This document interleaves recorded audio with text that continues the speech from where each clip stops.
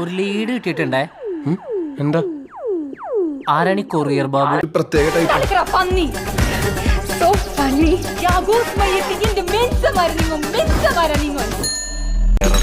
അയ്യോ ഇതെന്താ ഇങ്ങനെ? ഇവർ റൂം വൃത്തിയേടാക്കി വെക്കാറില്ലല്ലോ.